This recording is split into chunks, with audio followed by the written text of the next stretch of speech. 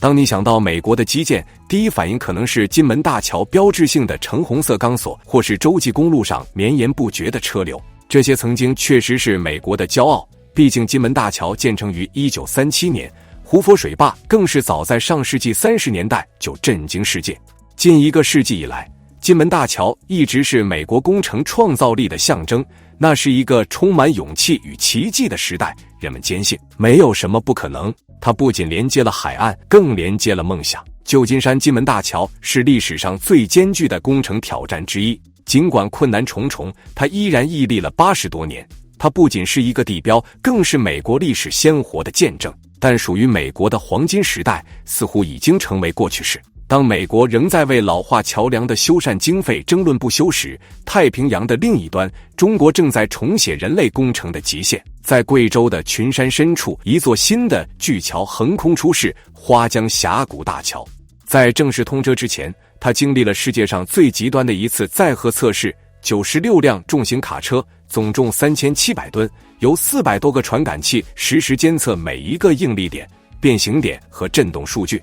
它不仅毫无悬念地通过，还重新定义了桥梁安全与监测技术的标准。这不仅是一座桥，它是一种宣告，世界工程奇迹的中心正在东方崛起。那么，这座桥梁究竟何德何能，可以成为21世纪基础设施的真正象征呢？中国正在引领一场千年一遇的基础设施革命，工程师以惊人的速度建设创纪录的超级工程。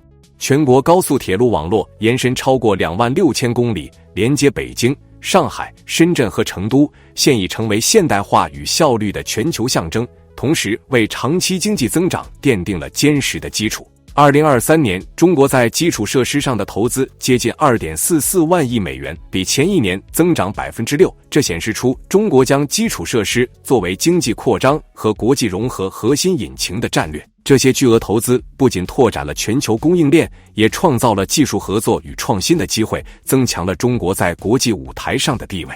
其中一个耀眼的例子便是贵州省的花江大峡谷大桥，该地区曾被崎岖的山地隔断。大桥已经于2025年9月开通，全长9480英尺，主跨4660英尺，将跨峡谷的通行时间从70分钟缩短到仅90秒。花江峡谷大桥不仅是一条交通纽带，还集成了玻璃栈道、蹦极、滑翔伞和悬崖小径，成为类似于旧金山金门大桥的全新旅游地标。工程师仅用3年的时间就把这座大桥建造完成了，展现了中国令人惊叹的建设速度、克服极端地理环境的能力，以及引领全球基建时代的实力。在世界上，只有中国才能建造世界最高的桥梁，它的桥面距离水面距离足足有625米，比北京中信大厦高97米，比广州塔高65米，与上海中心大厦的高度几乎持平。如果再加上桥塔的高度，更能直接和人类最高的建筑物哈利法塔并肩而立。如此高度，哪怕从桥面做自由落体运动，都要用上11秒的时间才能落地。这就是贵州花江峡谷大桥。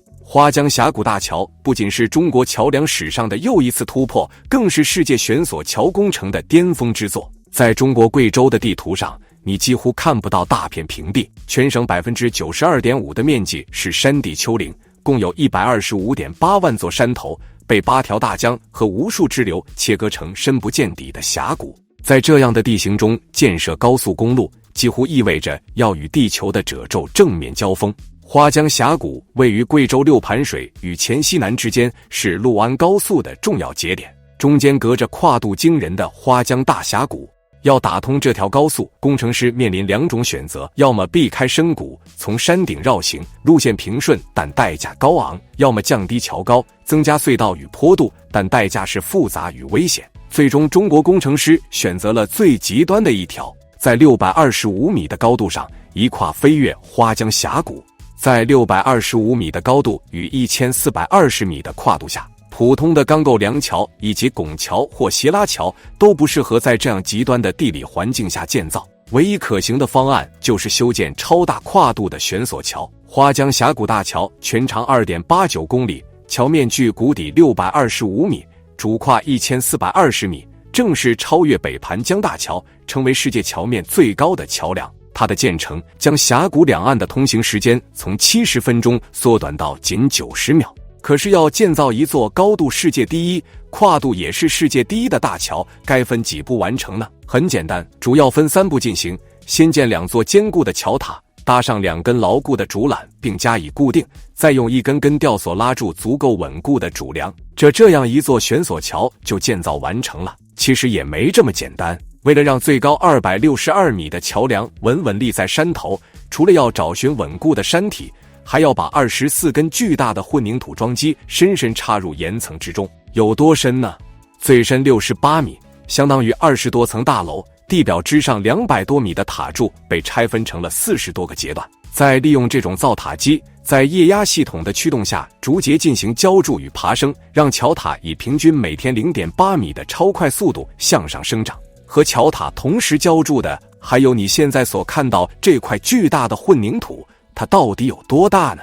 体积相当于半个北京国家体育场，也只有如此体型才能利用自身近40万吨的重量稳稳锚住2根竹缆，让它们承载起整个主梁的重量，这就是重力锚。而在对岸虽没有空间安放巨大的锚定，却能直接以山为锚，将锚定深深嵌入事先挖掘的隧道中，这就是隧道锚。有了桥塔和锚定，这样就可以架设竹缆了。而这2根远远看去十分纤细的竹缆，实际上有多粗呢？答案是接近1米，足以让人站在上面行走。可是巨大的竹缆又是如何跨越1400多米的峡谷飞到对岸去的呢？答案是依靠无人机进行牵引。这架无人机将第1根竹缆作为开路先锋的绳索，从山谷的一侧牵引至对岸。接下来，这根先导索将牵引1根粗绳索过江，再用这根粗绳索牵引更粗的绳索，如此来回往复多次，就能在2座桥塔之间架起一个悬空的临时施工平台。这就是我们常见的锚道。通过锚道上的牵引系统，就能牵引锁骨了。它们每一束锁骨都是由91根直径 5.7 毫米的高强钢丝组成，其中的第1束是最为关键的。工程师们必须使用地面全站仪，联合北斗卫星定位等技术，将架设误差控制在2毫米以内，才能让它成为之后所有锁骨位置和张力的基准。而当217束锁骨全部牵引到位后，利用紧缆机将它们压紧固定，才能最终形成1根竹缆。当2根竹缆全部张紧后，施工进入主梁吊装阶段。花江峡谷大桥的主梁重量相当于95架运20运输机，被拆分为93个阶段，从中间向2岸同时拼装，每个阶段重达200吨，相当于吊起世界最大风机的整套叶片。而吊装工作必须在随时可能袭来的峡谷强风中完成。在毫米级精度的智慧缆索吊系统控制下，主梁最终精准合拢，宣告世界第1高桥的主体结构完成。花江峡谷大桥于2022年1月18日开工，2023年4月首座桥塔升至653英尺，2024年1月主悬索架设完成，2025年1月主梁合拢，2025年8月进行全尺寸荷载测试，2025年9月正式通车。仅用3年多的时间，便在被认为几乎无法现代化施工的地形中完成了这一世界纪录工程。在荷载测试中，96辆总重3700吨的卡车压在桥上，400多个传感器实时监测应力、变形与震动。测试结果证明，桥梁完全符合最高级别安全标准，并通过数字孪生系统建立长期健康监测模型，实时追踪桥梁状态。花江峡谷大桥并非只是一座桥，而是一套融合智能感知、数字孪生与风洞控制技术的超级系统。它配备400多个高精度传感器，实时监测温度、风速、应力与震动，数据同步上传至中央数字孪生平台。工程师可预测结构疲劳点，优化维护周期，从而延长桥梁寿命，降低成本。在抗风与震动控制方面，桥梁采用了新型空气动力外形设计和高性能钢箱梁，以最小化涡震与共振风险。同时安装激光雷达，实时监测风速风向。桥塔内部嵌入控温智能芯片与冷却水管系统，以防止极端环境下结构应力集中。花江峡谷大桥的意义远不止技术奇迹，它将峡谷两岸的通行时间从70分钟缩短至90秒，让曾经出不去的山中县城第一次融入全国高速网络。大桥所在的陆安高速全长94英里，是连接贵州西部与珠三角的重要走廊。它的开通不仅提升了物流效率，降低燃油消耗与车辆磨损，每年可节约数百万美元经济损失，更将带动19平方英里区域的旅游、酒店与生态产业发展。大桥的桥面集成玻璃栈道、蹦极、滑翔伞平台与悬崖步道，被称为金门大桥级别的中国新地标。在625米的桥面上一跃而下，其刺激与惊险程度可以让您铭记一生。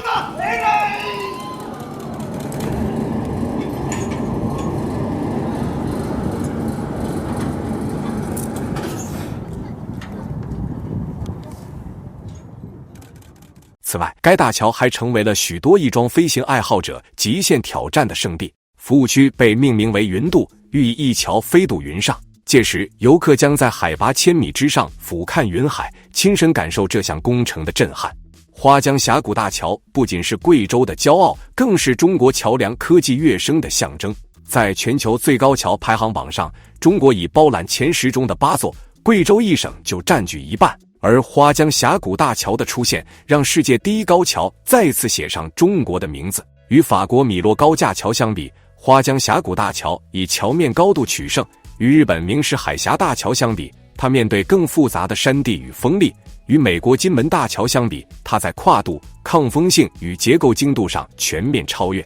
它不仅超越旧有的世界最高、世界最长的定义，更开创了悬索桥设计在极端地形条件下的新范式，为未来横跨喜马拉雅、安第斯等深峡工程提供技术先例。放眼整个贵州，如今已有3万多座桥梁跨越山谷与江河，它们不仅串起高速网络，也串起了经济命脉、文化联系与生活希望。曾经的贵州被称为地无3尺平，而今天随着花江峡谷大桥的通车，这一误解将被彻底改写。因为在桥梁的连接下，山不再是阻隔，云端也能通行。100万座山头终于有了100万条出路。花江峡谷大桥不仅连接两岸的道路，更连接了贵州通向未来的方向。在未来的桥梁史上，人们会记得这个名字——花江峡谷大桥，一座从云中降临的奇迹。它以625米的桥面高度定义了新的世界纪录，以3年建成的速度展现了中国基建的力量，以数字智能的管理开启了桥梁工程的新纪元。它不仅仅是一座桥，更是一种信号，中国正在引领人类基础设施的下一个时代。花江大峡谷大桥作为世界最高桥，其证明了中国基础设施的未来已经到来。对此，荧屏前的您怎么看？这是否预示着中国工程新时代的曙光？请在下方评论区分享您的想法。接下来，我们再来看看中国如何利用巨型水坝，一次又一次地突破工程极限，让世界各地的工程师们叹为观止。想象一下，巨大的水坝发出破纪录的电力，隧道穿越不可思议的地形，以及高耸入云的桥梁仿佛行走在空中。这些项目不仅规模庞大，而且建造速度惊人。高速公路、跨海大桥和高速铁路都在创纪录的时间内拔地而起。但真正的问题是，中国是如何做到的？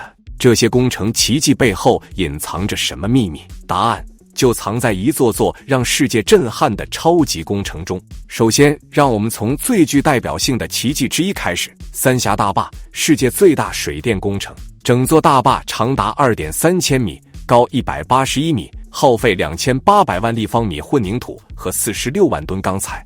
它不仅是全球最强水电站，年发电量高达1188亿千瓦时，还打造了内河航运奇迹，万吨货轮可以从上海直达重庆。大坝的5级船闸与世界最大升船机，让长江真正成为黄金水道。但这还不是全部，在大坝内部隐藏着另一个令人震撼的工程奇迹，那就是世界最大的船用升降机。这座高达120米的钢铁巨构，就像是为船只建造的电梯，能在40分钟内将重达3000吨的船舶升降至不同水位。而这段过程过去需要数小时才能完成，而现在只需要40分钟的时间，大大提高了航运效率。它采用了精密的平衡配重系统，利用上百条钢缆与庞大的液压装置，实现极致的稳定与精准。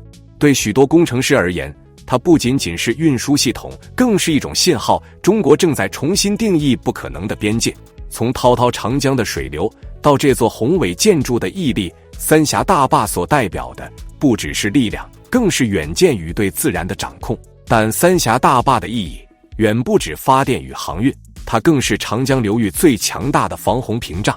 在暴雨季节，三峡大坝能精准调控上游洪峰，将高达221亿立方米的洪水储存在水库中，有效削减中下游洪峰流量，保护武汉、南京、上海等沿江城市数亿人口的安全。在过去10多年中，大坝多次成功拦洪泄洪，平衡流量，为下游赢得宝贵的防灾时间。这不仅是工程的胜利，更是人与自然博弈中最具智慧的成果。如果说三峡大坝代表着中国与自然抗衡的力量，那么在城市中心，一场同样震撼的中国速度也在上演。想象一条城市最繁忙的交通动脉，白天黑夜都被堵得水泄不通。现在，这座位于交通网络核心的大桥突然变得危险，必须要进行更换维修，但是不能导致正常的交通运行，也更不可能封路几个月。这对其他国家来说，这可能会造成大范围的交通堵塞，但对中国工程师来说，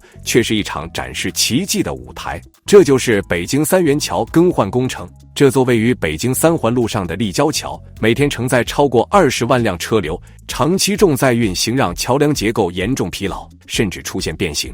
按常规的方法进行更换，可能会导致该区域的交通陷入瘫痪。于是，中国工程师选择了一种前所未有的方案，那就是不重建，而是直接换新桥。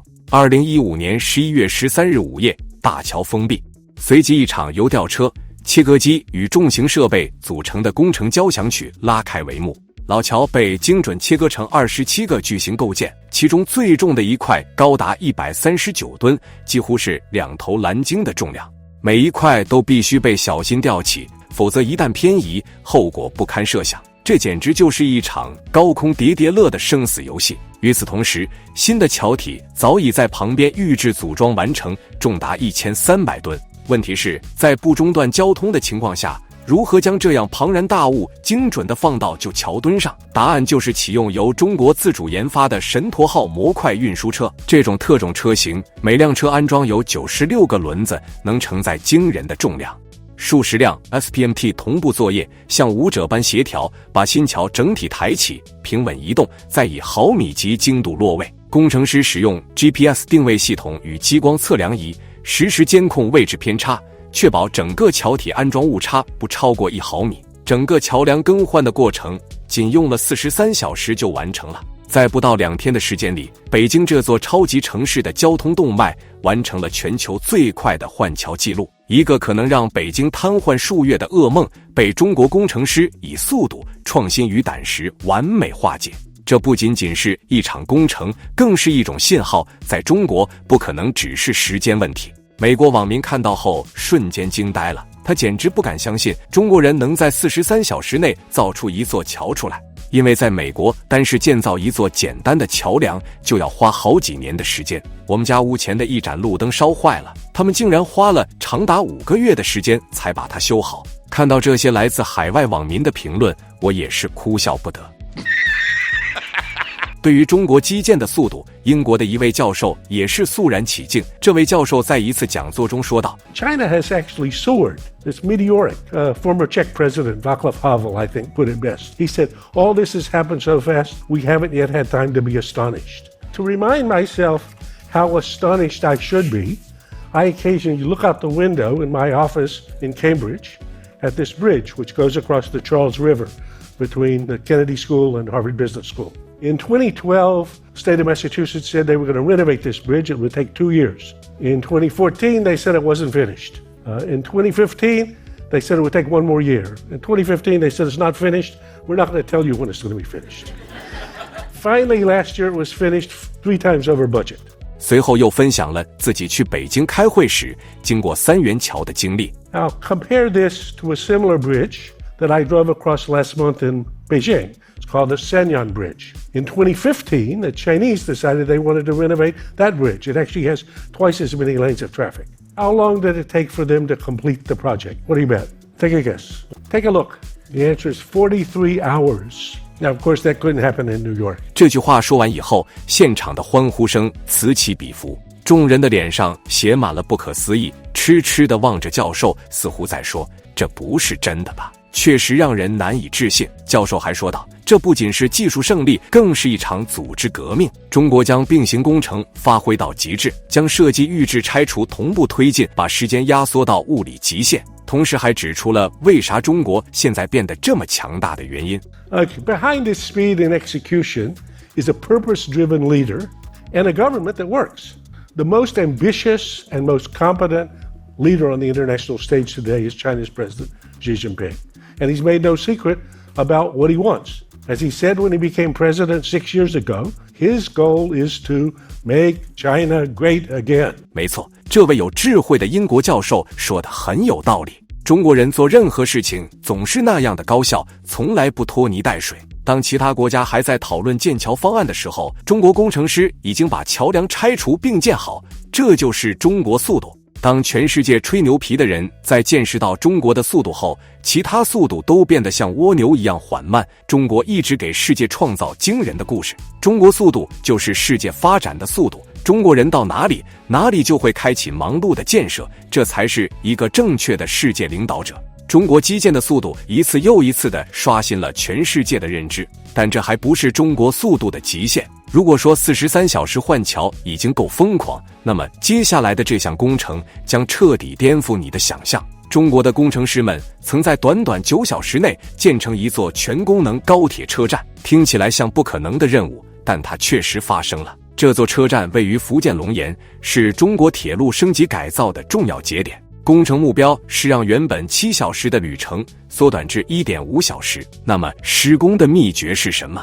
那就是模块化预制。工程师们提前几个月制定方案，把整个车站和轨道系统拆解成可快速拼装的乐高积木，轨枕、道闸、信号、电缆，甚至站台都在工厂预制完成。施工当天，1500名工人分成多支小队，然后进行拆旧轨、换道岔、吊装预制轨道、回填碎石、重新布线等，所有环节像一台庞大机器那样同步运转。现场布满激光导向仪，每一块轨道的安装精度都要控制在毫米级。随着最后一节轨道对齐并焊接完毕，天色微亮，新的高铁车站正式投入使用。整个过程仅用了9小时，从凌晨到黎明，从老旧到新生。这不仅是速度，更是精密协调、技术与执行力的完美体现。它展示的是一种系统化奇迹，一种只有中国工程师才能实现的效率。中国创造的这项工程奇迹，在英国也引起了巨大的轰动。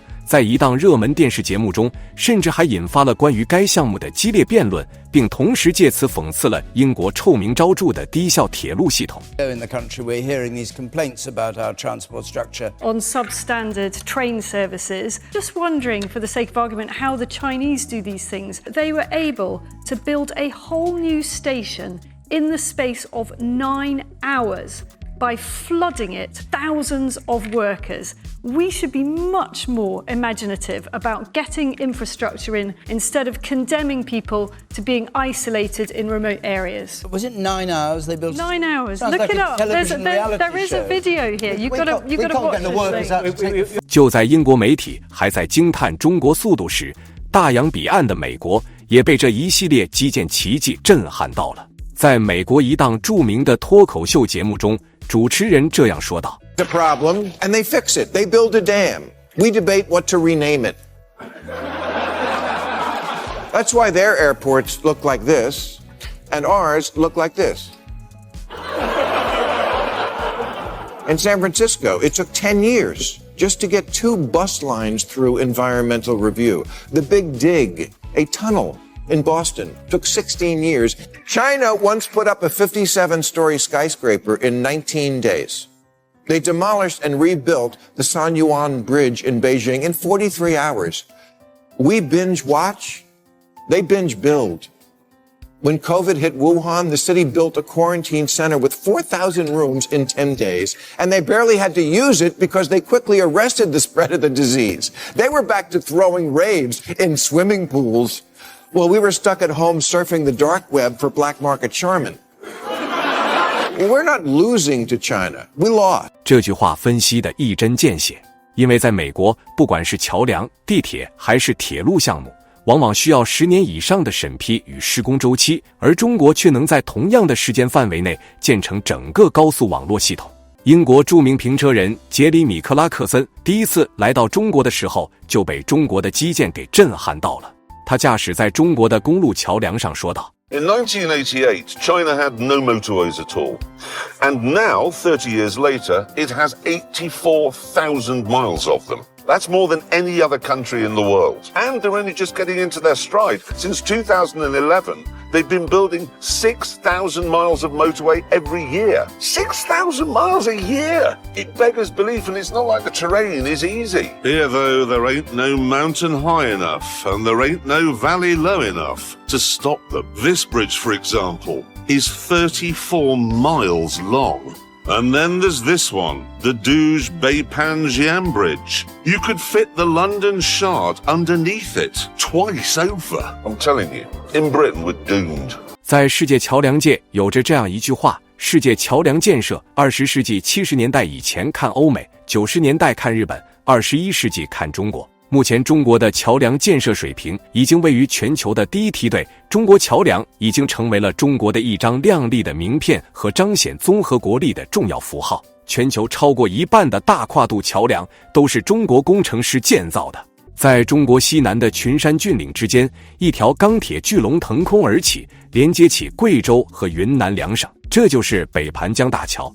它曾被誉为世界第一高桥，该大桥的桥面到谷底的垂直距离达到565米，相当于200层楼高。而要建造这样一座高跨度的大桥，并不是一件很容易的事情。北盘江大峡谷地势险峻，地质条件复杂，狂风、浓雾、低温更是家常便饭，也从来没有人能在这样如此恶劣的地理环境下建造桥梁。但中国工程师们没有被困难吓倒，他们用智慧和勇气克服了一个又一个挑战。为了在陡峭的悬崖上建造桥墩，工程师们发明了移动木架，像搭积木一样，将桥墩一节一节地向上搭建。中国工程师还采用了智能混凝土，这种混凝土能够自动调节温度，防止开裂，确保桥墩的坚固耐用。这座桥梁的2座混凝土主塔巍然矗立，其中最高的塔高达约269米，相当于90层楼的高度。桥面由22000吨钢材打造，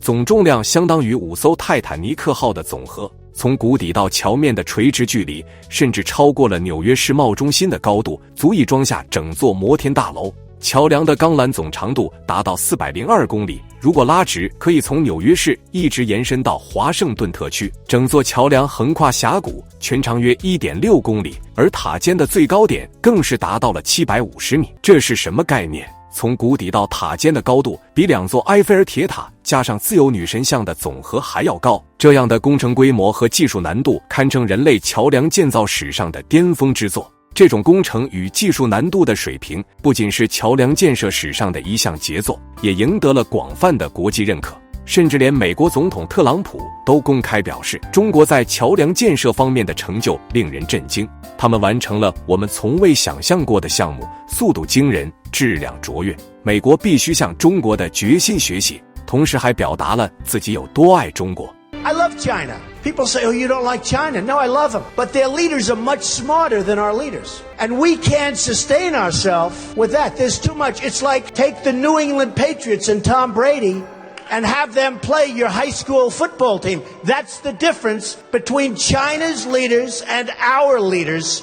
China, you go there now, roads, bridges, schools, you never saw anything like it. They have bridges that make the George Washington Bridge look like small potatoes.And they're all over the place. 北盘江大桥于2010年10月开工建设，2016年12月正式通车。该大桥投入使用后，立即在国际上引起轰动，各大媒体纷纷抢先报道。Well, a walk across a new bridge in China could send your heart racing because it's the world's highest, and it opened today. It stands more than 1,800 feet above the valley below, and that's more than a third of a mile. The bridge cuts the drive time between two southwest Chinese cities from 4 hours to just 1. 美国土木工程师协会主席 John Davis 坦言，这座桥若在美国建造，至少需要20年。而中国工程师只用了6年的时间就完成了这项史诗般的超级工程，这样的速度在世界桥梁史上是非常罕见的。他们甚至在峡谷两侧架设了 AI 监测系统，实时调整钢缆张力。这样的大型工程项目建造实力，让人很难相信中国还是一个发展中国家，这简直比世界上任何发达国家强多了。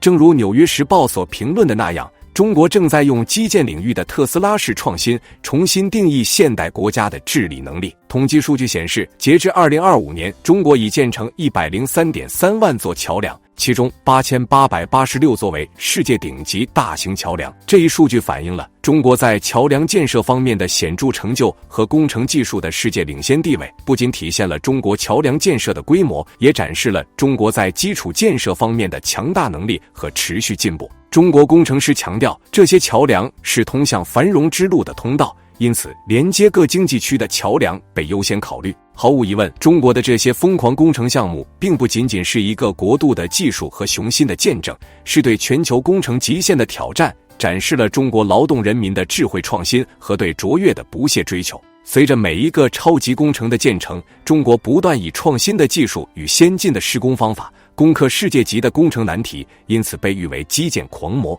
此外，中国还在世界各地承担了重大工程项目，这些项目无一不象征着中国的全球发展驱动力。在中国成为全球基础设施领军者的背后，不仅是科技的飞跃，更是一个强大国家的力量支撑。回望100年，从新中国成立初期的满目疮痍，到今天的繁荣盛景，正是一代又一代中国工程师的奋斗与奉献，绘就了这幅壮丽的时代画卷。然而，这并不是终点。未来中国将继续帮助更多发展中国家实现现代化，创造新的发展机遇，共同建设一个更美好、更宜居的世界。每一座桥，每一条路，每一个工程，都在连接城市与乡村，连接现在与未来，连接中国与世界。中国的基础设施不仅重塑了中国的面貌，更诠释了这个国家的力量。基建狂魔的脚步永不停歇。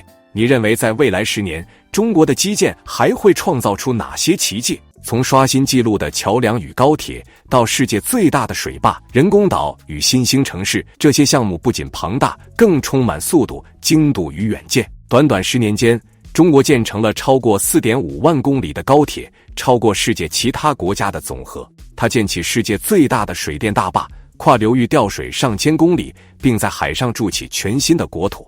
曾经的追赶者，如今成为引领者。中国正以令人难以置信的速度与智慧，不断拓展人类工程的疆界。现在让我们一起揭开这些奇迹背后的秘密，那份创造力、科技力量，以及让世界称之为基建狂魔的中国速度。在过去的20年里，中国完成了一系列足以改写地理的超级工程，它们不仅改变了人们的出行方式、能源结构与城市格局，更重塑了世界对发展中国家的定义。从海拔4000米的川藏铁路到穿越深海的港珠澳大桥，从沙漠腹地崛起的世界最大光伏电站到云端之间横跨峡谷的世界最高桥梁，这些宏伟的建筑像一串闪耀的坐标，标记着中国工程师征服自然的足迹。这是一种国家级的自信，一种把不可能变成可能的信念。它让中国不再只是追赶者，而成为引领者。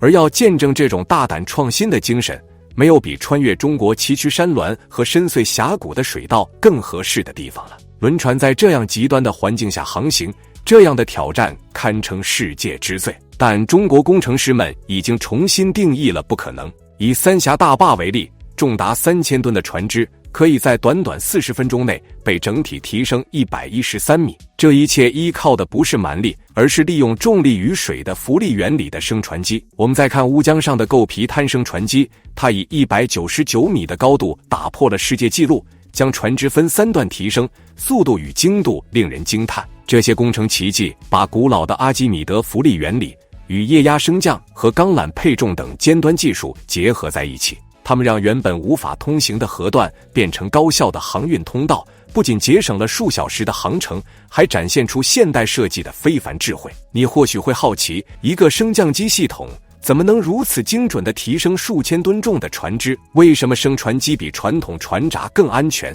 更快速、更节能？我们接着往下观看，你将会惊叹于一切如何严丝合缝地运转。你知道吗？河流就像大自然的高速公路，连接着城镇、城市，甚至跨越国界。但并不是所有河流都能顺畅航行，有的河段有陡坎、礁石，甚至瀑布。那船只该如何通过这些天险？答案就是大坝、船闸和升船机。这些伟大的工程奇迹让巨轮能够穿越原本不可通航的水道。先来说说大坝。大坝本质上是挡水的巨大墙体，形成水库。水库有多重功能，提供饮用水，通过水电机组发电，还能防洪。但大坝带来的问题是，上下游之间形成了高度差，船只需要一种爬坡的方式来通过。于是船闸出现了。船闸就像是船的电梯，想象一个巨大的水槽，两端有闸门，船进入后，下游闸门关闭，上游的水注入，把船抬升到更高的水位。下行时则相反，水排出，船缓缓下降。原理简单，却极具巧思。几百年来，船闸让无数船只得以沿江河、运河攀登，大大便利了航运。比如密西西比河上就有一系列船闸与大坝，让满载粮食和煤炭的巨型驳船能够深入内陆腹地。但问题来了，当高度落差太大，船闸无法胜任时怎么办？答案就是升船机。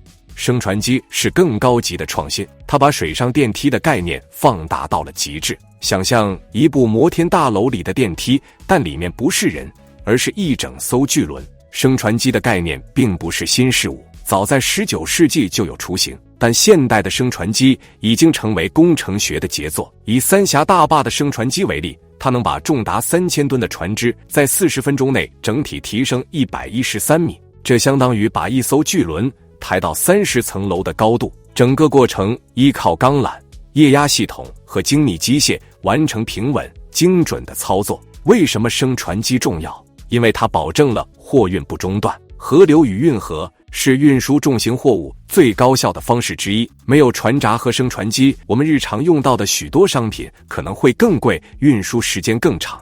尤其在地势陡峭、坝高巨大的地区，升船机就是游戏规则改变者，节省时间、能源和成本，开辟全新的航运可能。那升船机究竟是怎么运作的呢？我们可以把升船机理解为一个巨大的水箱，轮船驶入里面后，水的浮力拖住船体，整个水箱加船作为一个整体被提升或下降。但最关键的是在于平衡，这就是阿基米德原理的应用。船只排开的水等于船自身的重量，这意味着船和水加起来的重量是可控且稳定的。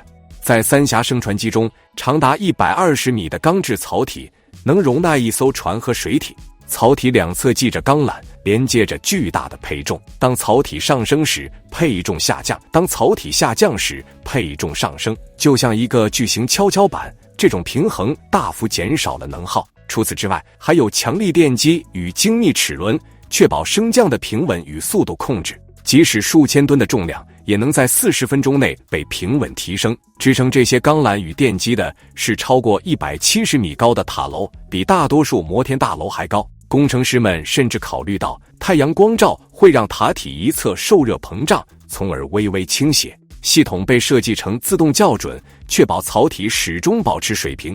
另一座典型的升船机是位于乌江上的构皮滩升船机，它比三峡升船机更高，总高度达199米。不同的是，它采用3段式分级提升。这样做的好处是，当一艘船在第1段提升时，另一艘船已经可以进入第2段，大大提高了效率。构皮滩升船机采用液压系统，力量惊人，它能以每分钟8米的速度把重达500吨的船只举升，整个过程仅需10分钟。升船机的设计极其注重安全。在三峡，如果钢缆或电机出现故障，制动系统会立刻锁死槽体，即便在停电情况下，槽体也能牢牢悬停。